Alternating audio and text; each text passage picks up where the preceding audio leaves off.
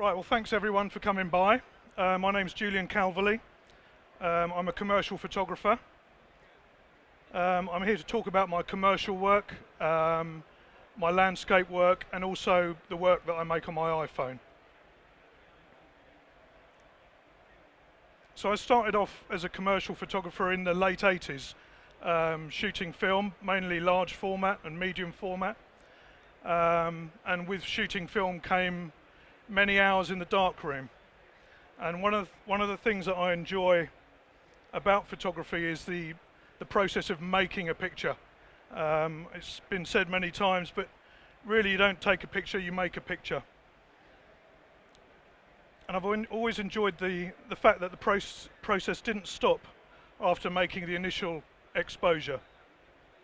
So working in the darkroom, choosing papers, chemicals, different toning techniques, dodging and burning. These are all things that I used to enjoy doing very much. And it helps to create a more personal interpretation of the image that you're making. So my commission work, much of what I do is paid for. So I'm turning other people's ideas into photographs and being paid for that. And a lot of that involves big teams of people. So for this particular image, this is an ad that we shot for Skoda. So it looks quite straightforward, but when we actually turned up, there were no vegetables planted. So we had a team of people come the day before to plant this all out, very much to the art director's sort of vision. We had someone whose job was solely to look after the car, so to clean the car, to drive the car, make sure everything was in the right place. We had somebody there helping with lighting. We had the art director. We had the client. I had 2 assistants. So it's a busy scene, and it can be quite stressful. This is a similar thing. It looks quite a calm image, but actually this paddle board was mounted on scaffold. We shot this in California, and we had a crew of people that made this whole set for us. So whilst we scouted it and it looks reasonably spontaneous, everything was locked down, the camera was on a tripod, we had a stylist, we had hair and makeup, the client director, the client's client. It was just a huge team of people. This was something we shot for Welsh Lamb. Again, it looks quite spontaneous, but these locations were all scouted, they were all approved, and we were given a week to drive around these various locations trying to catch the light in its sort of optimum state. This particular shot was actually grabbed. We saw this cloud coming in, and we pulled over very quickly, popped the camera on the tripod, and we managed to get this frame off. I think we shot 2 or 3 frames before this cloud rolled all the way in and just destroyed everything, really. This was something that was commissioned by Corbis. We were given a project to shoot forest locations. So we had certain days that we were sort of specified to go and shoot, and this particular morning we were blessed with an amount of mist and some really beautiful light. This is actually 3 frames stitched together to get this format. It's not a cropped file.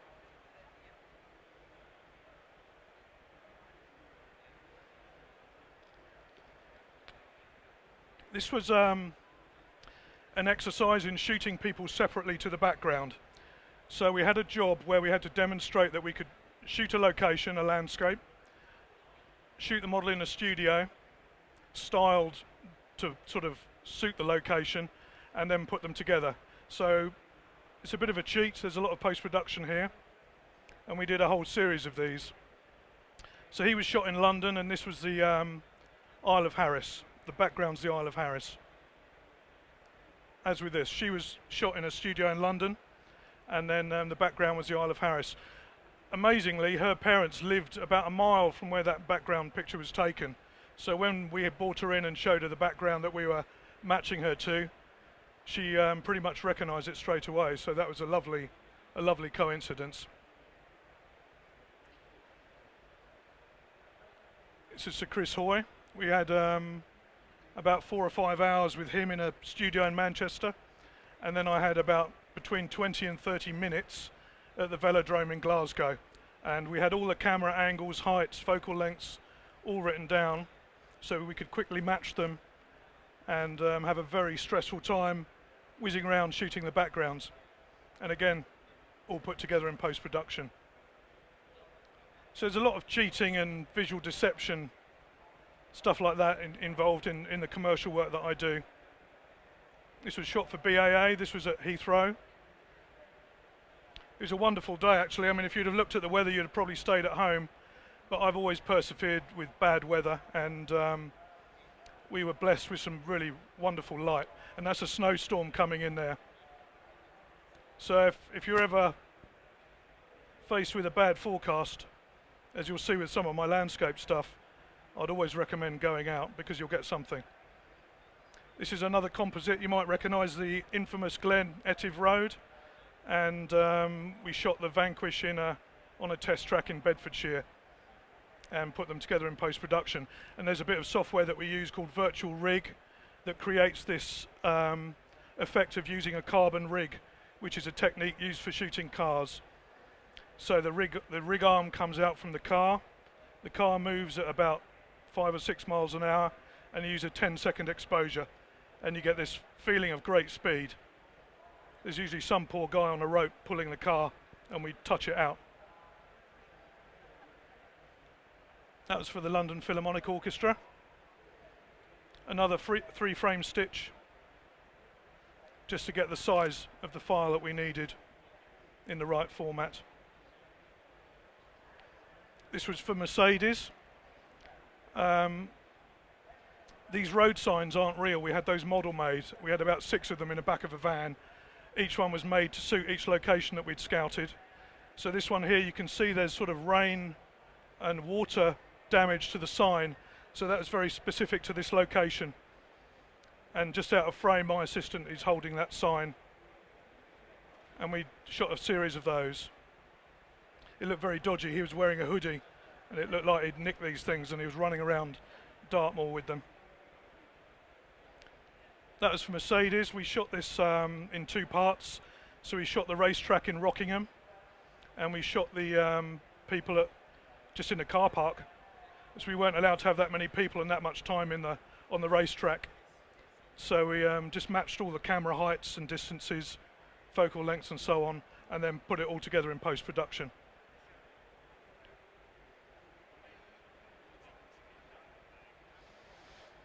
This was something I did for Land Rover. They sent us kindly to the Faroes for 8 days with the Discovery Sport, and we spent our time just taking the vehicle to various locations, just trying to get some very moody, gritty Land Rover type shots really. And again, because I'm known for shooting in bad weather, the client was very happy sort of entrusting me with that task really.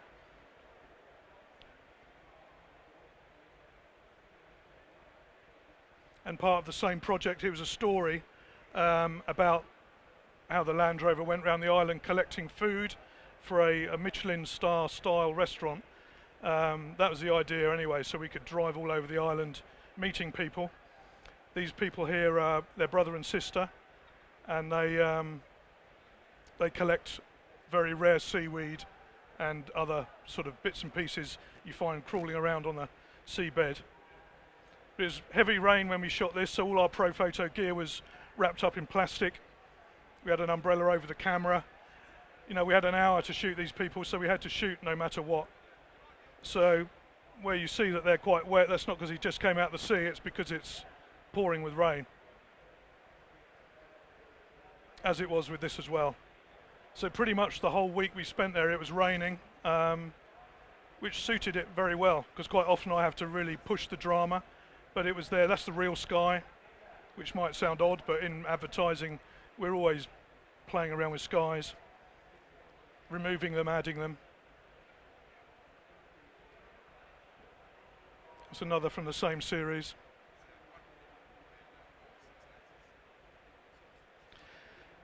So shoot planning, I use the iPhone and the iPad a lot.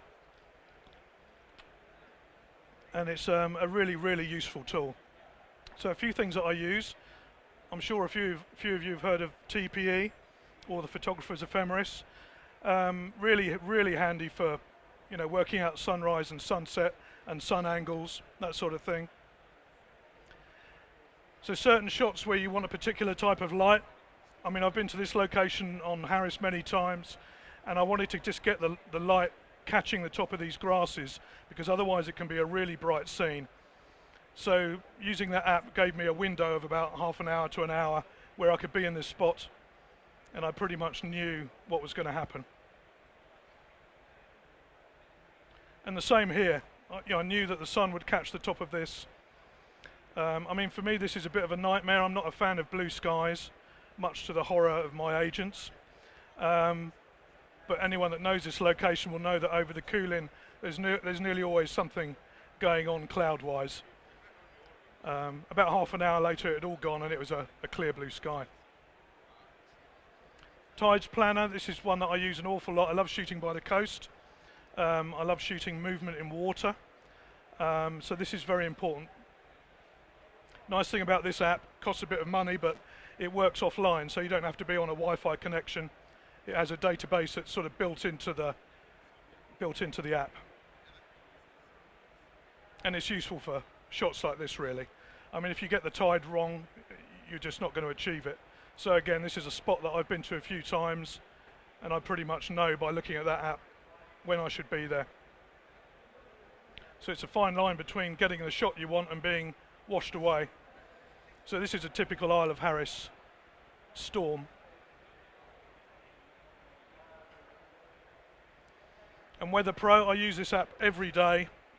It's, for me, probably the most reliable of all the weather apps. I know everyone's got their favourites, but I find this one particularly good. And here's an example of a day where really it was telling me to stay at home, and instead I headed out. So it's raining in the foreground where I'm standing. I think it's snowing over on the Coolin, or it feels like it was. The sun setting to the left. There's a real mishmash of weather, and that's a single frame. Here's a good example of why you should go out when it's raining. So this is normally a very busy scene. By shooting it in the rain, it breaks it down into some simple graphic elements. And all you need is an umbrella. As long as the wind isn't blowing into the lens, you can carry on shooting. And it's very rewarding shooting in bad weather. So personal landscape work. So in contrast to the commercial work that I do, that's very busy, you're working in teams, you're surrounded by gear, it's potentially very stressful. When I do my personal landscape work, I'm on my own, and it's a chance for me to, well, just to relax, really. It's my soul food, really. So I work with a single camera body and digital back. Nearly everything I shoot is shot on one lens, which makes life, well, for me it makes it a lot easier. It takes a whole load of decisions away from me that I don't need to worry about. I've learned to see with that lens, so I can stand in a scene and pretty much know, without using a viewfinder, what I'm going to get, which is quite useful. I use a set of ND grads, a tripod, and a GORTEX bag and an umbrella. And I carry it all in a rucksack. So that's the camera that I use. It's the ALPA 12 STC, which I used to think stood for Shift Travel Compact, but I think it's meant to stand for Stitch Travel Compact. I shoot with the ALPA 40mm, and I've got an IQ 180 back. Now, one of the lovely things about the ALPA system is you get tilt and shift on the camera, and one of the things I hated when I went digital was I lost the feel and what felt like the crafting of an image that I got when I shot on 5.4.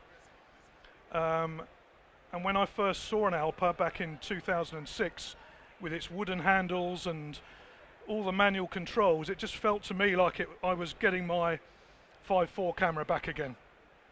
So it was a nice moment, and then I had to save up and buy it.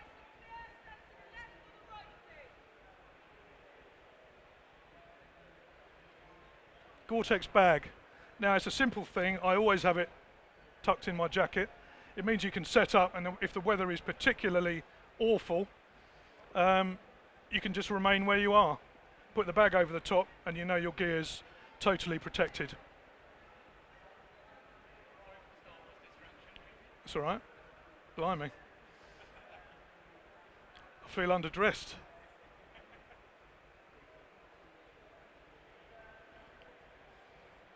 Now, one of the most important accessories or bits of kit is my umbrella, and it's a vented umbrella, which means you can have it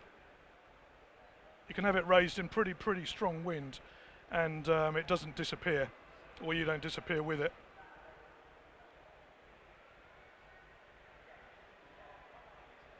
And these are the grads I use. I mean, if I was forced to use one grad, I would probably have a 0.9. They're all soft edge because of the lens that I use and the type of things that I shoot. I have a polarizer and I have the Lee Pro Shade, which is really nice because you can, depending on what you're doing with a tilt and shift, you can bend and move the hood. So the work itself.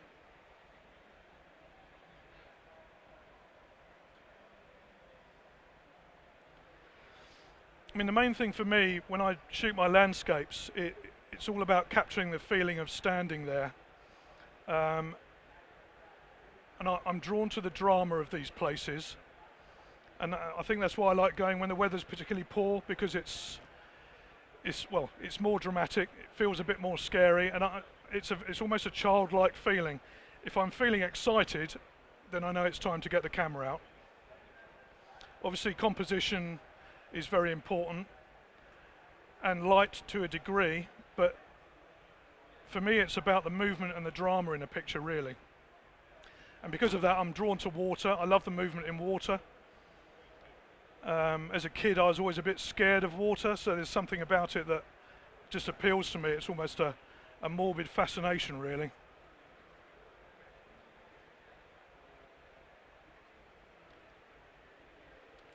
So this is Elgol, a very popular location. I often spend a long time standing in a location as well, without getting the camera out, just to get a feel for the place, having a wander around.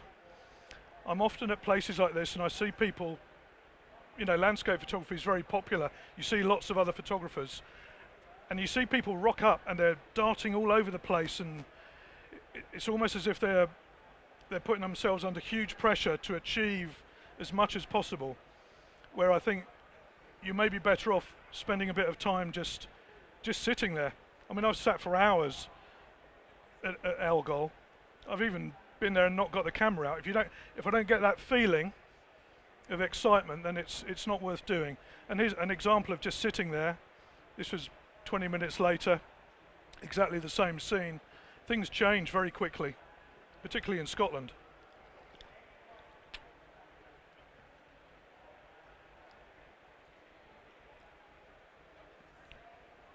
So this is the Isle of Harris again. I mean, I love Harris. There's always some drama going on. Particularly in the winter. I find it a very interesting place to be. There's so much movement, and the noise. I mean, it's a noisy place. So just standing there, that feels quite calm. But if you've ever been there and you've stood in that spot, and it's all kicking off, you'll know it's quite a dramatic thing to witness. And the same with this, it feels very calm. But there's a lot going on. Now, exposure-wise, because of the back that I use, the native ISO is 32, I believe. So it's a naturally long exposure. I'm not really a fan of forcing exposures. So it has to feel natural to me. Seeing a long exposure on a really sunny day, for example, it doesn't work for me.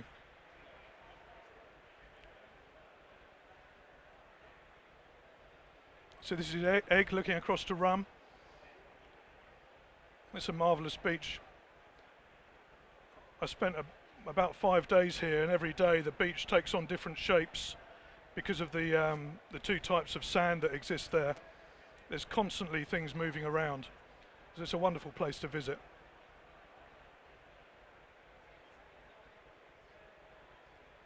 Back to Algol again. This was a particularly exciting day. Anyone that knows this location will know that the sea shouldn't be coming from behind you. It normally comes towards you, but the sea was so high, it was breaking up around the back and coming round. And I just very lucky caught this little bit of seaweed that got washed in and washed out. And so there's one frame that exists with that there. So unlike the commercial work, I don't mess around with the sky other than using an ND grad and pushing contrast in post-production. So I don't add skies with the personal work. I think it's just wanting to keep it pure and that sort of thing. More of a personal experience as opposed to a client experience where you have to deliver a certain type of image on that day. So this is another well-known location, Glen Etive, and another rainy day. And again, after a lot of heavy rain, this place becomes quite exciting. I was drawn to the movement. It's just the flow of the water that appeals to me.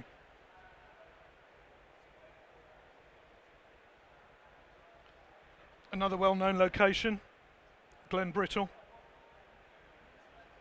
This is another blue sky day, but there were some clouds on the top of the Coolin, and it sort of saved the day. I think 5 minutes later the sun was up and I was walking back to the car.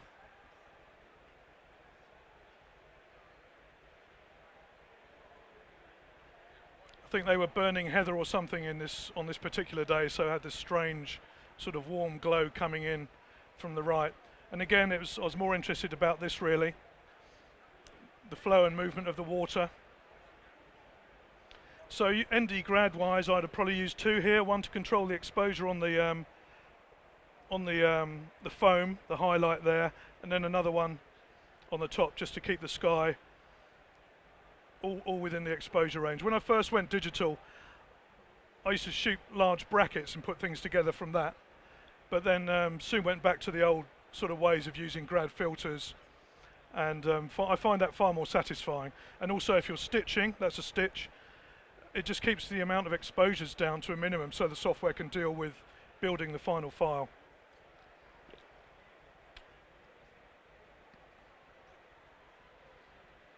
Another Isle of Harris moment.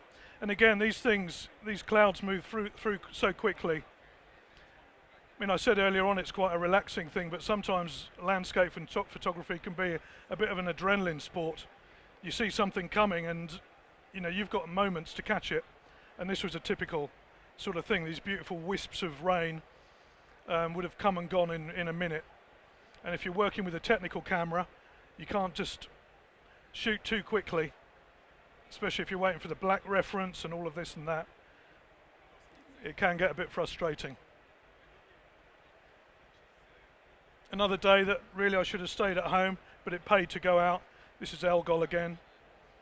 And bitterly cold, but a really, really exciting place to be.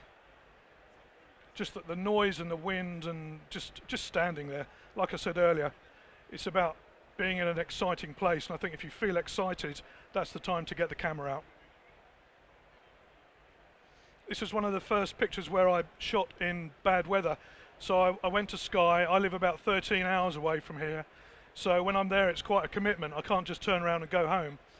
And I had an umbrella in the car, and I went to the location I wanted to visit and just tried to get a picture. And what I loved about this was the way the clouds were whipping around the mountain, and the fact that the river had swollen, and it was all a bit more dramatic. And it was a bit of a moment, really. I realised then that bad weather was something that I was drawn to. It brought a lot of excitement into a scene. This is another one of those moments where you're driving along and see something. So I saw the sheet of rain coming in, and I just had enough time to pop the tripod up, put the camera on, and get 2 or 3 exposures off. That's Algol again. I think that's a really long exposure. Probably the end of the day. I know it's a bit repetitive, but I never tire of that place. That's egg again. I mean, when light is quite flat, I tend to take advantage of reflections, and obviously water's great for that. Just finding shapes that lead you through the picture. That was a 3-frame stitch again. And again, the software does an amazing job of finding all the right parts and putting it together. You really wouldn't know. Upper Loch Torridon. I don't think that looks like that anymore. I think that boat's been destroyed.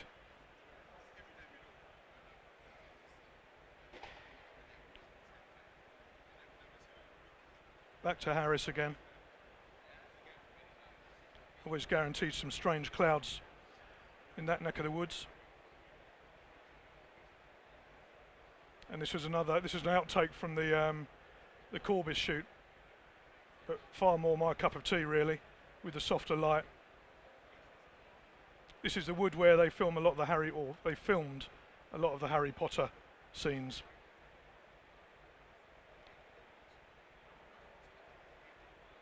So, how did I come to shoot on an iPhone? So I've got to be known for my little book, and it's a strange story really. So this is a friend of mine, Jack Lowe. Some of you might know him on Instagram, and he suggested it would be a good idea that I join Instagram because it's because of the community side. He was on it, a bunch of his mates, and they very much enjoyed the sharing of photography. And up until joining Instagram, I can say that I've never taken a picture on my phone. And in fact, if you'd have suggested that I do so, I probably would have taken it personally, being sort of old school. But what I've come to find about it is how spontaneous it is. You've seen with my previous work, it's all tripod based. It tends to be a bit of planning. I get an idea in my head, it has to feel right, there's this, that and the other. I'm almost putting up barriers when I'm taking pictures. But with an iPhone or a cell phone camera, it's there, it's with you, it's spontaneous, and it's very easy to use. So what I started using it as I suppose a diary, a notebook. So when I'd go on shoots, I'd use it to just capture things around me. And slowly but surely I really got into the whole thing of using it and accepting it as a real camera. And of course I got into using the filters, as you do. But then I'd come back from a trip and I'd go out and start shooting more personal work. So these trees, everyone loves a tree. These trees were just local, and I'd go out and shoot them on a Sunday morning or whatever. And these are things I wouldn't have done on the larger camera. So it was quite liberating really. And then on my Scottish trips, I'd often photograph my camera setup, or in between waiting for light or sea states or something, I'd use it to just make personal little images.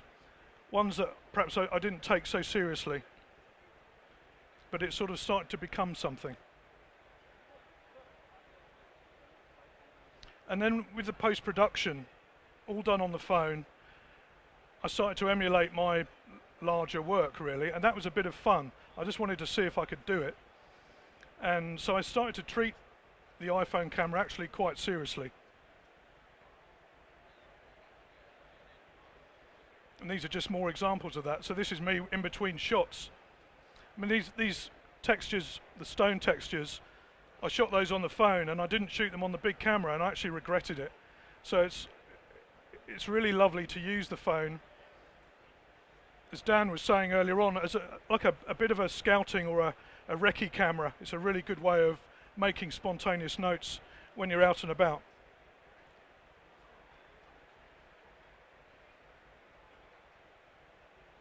So let's have a look at some of the work. Sorry, no, this is the image workflow. I get asked about this a lot. It's very simple. I mean, the camera is very simple, and the app that I use, which is Snapseed, again is very simple to use, very intuitive. So I use the camera app to take the picture, and then I process it in Snapseed, and then I output a copy to the camera roll, and from there I import it into Instagram or export it out for print or whatever. But this gives me the best quality file. And the Snapseed workflow is very simple.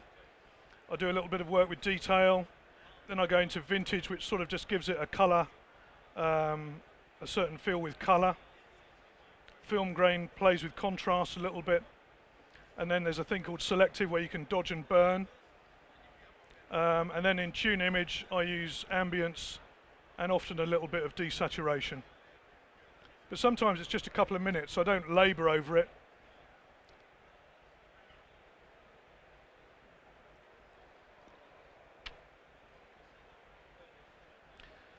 Now, because I'm often drawn to bad, or not bad weather, flatter light, let's say, the phone likes that. It's not too crazy about contrast. Although saying that, the HDR on the 6S is pretty impressive now. These are all shot on a 5.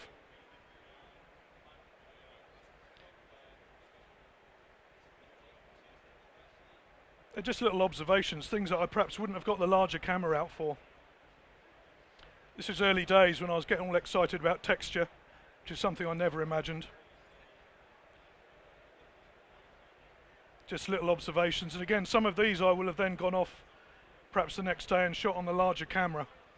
So they sort of survive 24 hours on my phone, and if I still like the look of them, then I'll go out and try and recreate them on the larger camera.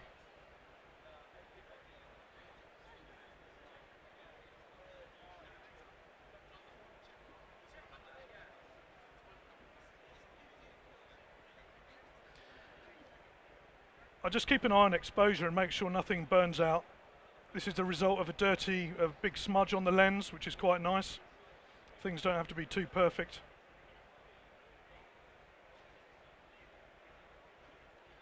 The infamous Glenetive shed.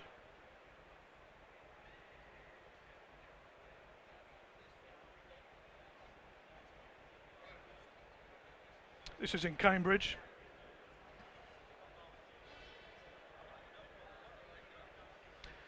So this is the Faroe Islands again, and I spent a day with the art director wandering around various locations, and the pair of us had iPhones, and we basically shot all the locations where we planned to shoot on our phones. And that night in the bar, we just went through everything and made all the decisions sitting there looking at our phones. So it's a very useful tool. Plus I was left with a load of reasonably good quality files that I could then do things with.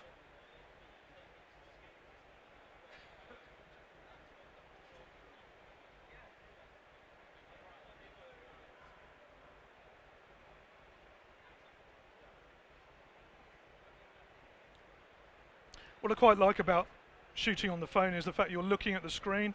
It sort of reminds me a little bit of when I used to shoot on the Mamiya medium format. You're actually looking down at a ground glass screen. There's something quite nice almost about where you're observing your picture in the palm of your hand.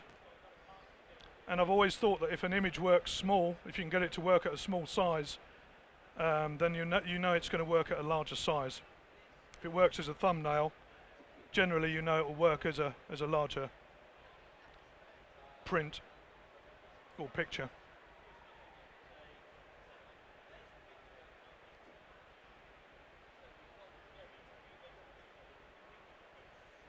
Again, these are quite old, so you can see with the post work in Snapseed, I was still in love with textures then. I mean, it really was a bit of fun doing all this.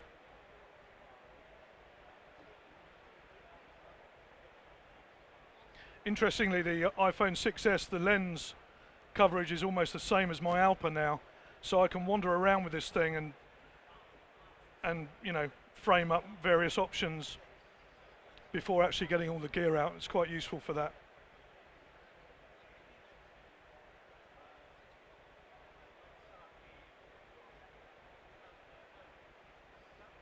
I mean, you'll see there's definitely a theme of mood going through all these.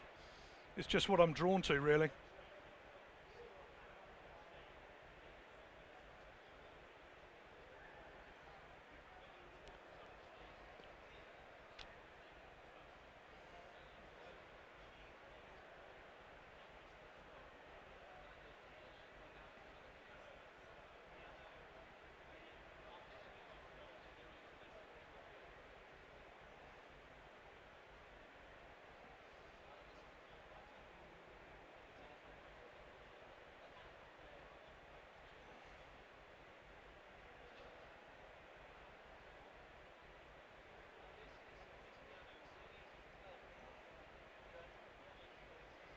So this was a location that I've been to a few times and spent a lot of time just hanging around waiting for things to either calm down or for the weather to pass or whatever.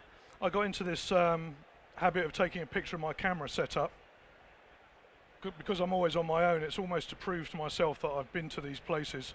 It's a bit of a strange thing, really. But it became a bit of a habit.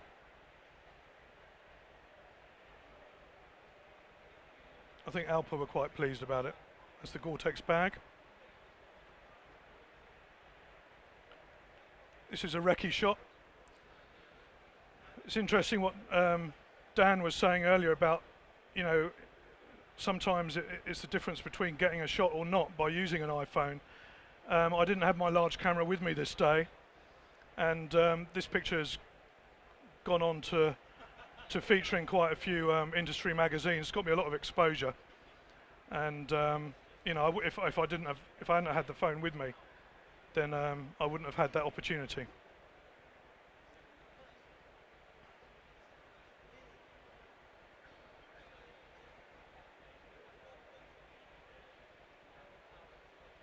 And this is the same location 24 hours later. Back to the Faroes.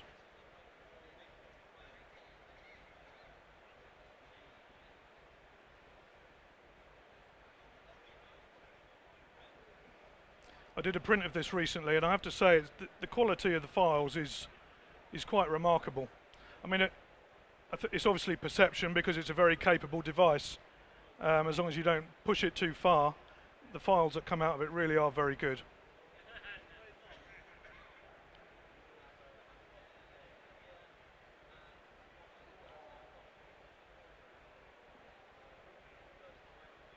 Isle of Egg again.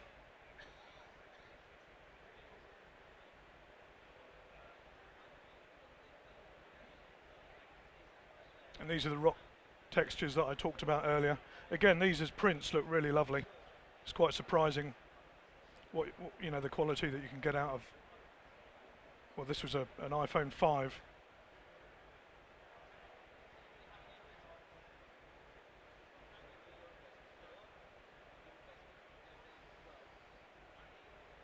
So the book, how did I end up doing a book on iPhone pictures? It's the last thing I ever imagined, I can tell you. So I started to put a selection of these images in my printed portfolio that my various agents would take out for me and that I would take out, and we always put them in the back of the book, so it's they're the last pages that you came to. And they always got an amazing reaction when you told people they were shot on a phone and processed on a phone. I think it just really caught people's imagination. Again, it's this perception thing, surely not on a phone. But as Dan said earlier on, they're small computers, and the fact that you can take the picture, do the post-processing, even resize it if you want, all on this little baby device is quite something. So as these pictures got out, I started getting a bit of interest. This was the Association of Photographers. This was a big thing when Instagram did some sort of copyright hiccup thing, and there were photographers leaving and joining IM and this, that and the other. I did an article on that, and then it caught the eye of my one of my clients, a guy called Les, and we've worked together over the years, and he suggested doing a book. So we did, and we printed it on a really beautiful, it's a really beautiful process, a waterless process, which basically gives you incredibly fine detail. We decided, instead of printing a cheap book, we decided to make it a very expensive, almost little jewel of a thing, really.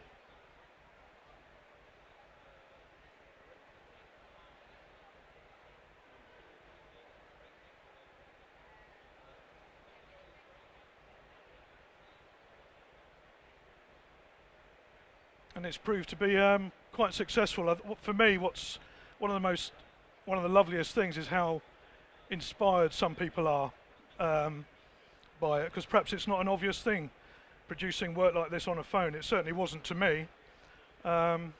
we've ended up doing it as an iBook, or is it an ebook? One of the two. So it's sort of gone full circle. It's back. It's come back to the device again.